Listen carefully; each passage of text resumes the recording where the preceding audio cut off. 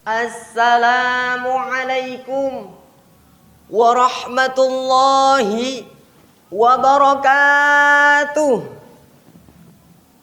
Hamdan wa syukran lillah, salatan wa salaman ala rasulillah wa ala alihi wa sahbihi wa man wala. Ashhadu an la ilaha illallah wahdahu la syarika lah, wa ashhadu anna Muhammadan abduhu wa rasuluh. Rabbi shrah li sadri wa yassir li amri wahlul 'uqdatam min lisani yafqahu qawli. Amma ba'du. Dewan juri yang arif lagi bijaksana, para penonton yang berbahagia, puja dan puji syukur marilah kita panjatkan kepada Tuhan yang Maha Agung, yang telah memberikan nikmat yang tak terhitung. Pengen jualan dikasih untung, pengen keindahan dikasih gunung, pengen kotoran dikasih belatung, pengen cobaan dikasih puting beliung. Alhamdulillah.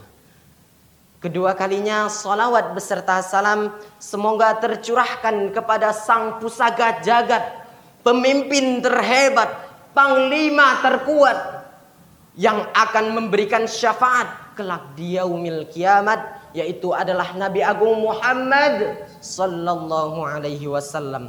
Semoga kita yang senantiasa bersolawat kepadanya mendapatkan syafaat beliau kelak di yaumil akhir. Amin Allahumma amin. Hadirin para penonton yang berbahagia, ada pepatah mengatakan, tak kenal maka tak sayang maka tak cinta. Sedang dalam Islam mengatakan, mengajarkan bahwa Islam adalah agama yang saling mencintai. Maka dari itu saya memperkenalkan diri. Perkenalkan, saya Muhammad Khairul Anam, perwakilan dari MA Bayan Majedang Cilacap. Hadirin penonton yang saya hormati, pada kesempatan kali ini saya berdiri di sini bukan karena tiada kursi, namun berdirinya saya di sini akan menyampaikan sepatah dua patah kata yang akan saya patah-patahkan menjadi beribu-beribu kata dengan judul menanamkan prinsip Islami di jiwa Gen Z untuk masa depan negeri. Hadirin yang dirahmati Allah, Islam merupakan agama yang rahmatan lil alamin, dibawa oleh Nabi Khairul Mursalin. Sekarang Islam menyebar luas di penjuru dunia. Bahkan Islam merupakan agama dengan pengikut terbesar di dunia alam jagat ini. Dari berbagai sejarah dapat kita lihat bahwa Islam pernah sempat menjadi peradaban dunia. Pada Daulah Abbasiyah, Islam pernah mencapai puncak keemasan, di mana para ilmuwan muncul di situ. Berbagai penemuan ditemukan ketika masa Daulah Abbasiyah itulah. Kita sebagai Muslim, sebagai Gen Z, penerus agama, harus bangga dengan prestasi yang telah dicapai oleh Islam. Namun ketika kita melihat realita yang sekarang, apakah Islam masih unggul? Mungkin secara kuantitas Islam masih nomor 1 di dunia. Islam merupakan umat terbanyak di dunia. Namun secara kualitas, apakah kita masih memegang prinsip-prinsip Islami?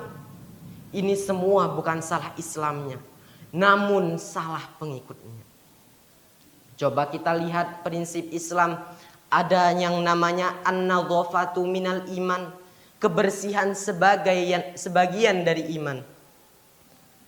Kalau kita lihat, kita banding-bandingkan, manakah yang lebih bersih antara negara Islam atau negara non-Islam?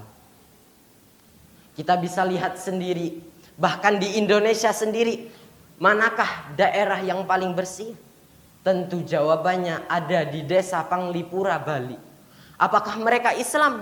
Apakah mereka seorang Muslim? Non, mereka tidak Muslim, mereka tidak Islam.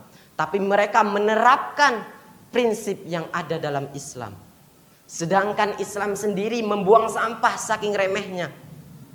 Sampah di jalan tidak diambil, semuanya dibiarkan berlalu lalang. Apakah itu yang dinamakan Islam? Tentu saja tidak. Kita kasih contoh yang kedua, yaitu sholat jamaah. Sholat 5 waktu dalam sehari. Sholat 5 waktu ini mengajarkan kita akan kedisiplinan dalam menjaga waktu. Apakah ada agama lain yang mempunyai ibadah 5 kali dalam sehari? Tentu saja tidak. Itu hanya ada di Islam. Namun apakah kita masih lalai? Tentu saja iya. Kita masih lalai. Harusnya yang disiplin itu adalah orang Islam. Karena orang Islam punya prinsip sholat 5 waktu yang harus tepat waktu pada waktunya.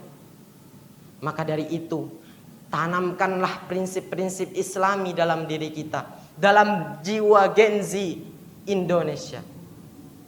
Karena dikatakan dalam sebuah hadis, syubbanul yaum rijalul ghad. Pemuda hari ini adalah pemimpin di masa depan. Apakah yang terjadi ketika pemimpinnya sudah tidak baik lagi? Ketika para pemuda-pemuda sudah tidak memegang prinsip-prinsip Islam, apa akan jadinya negara ini? Apa akan jadinya agama ini?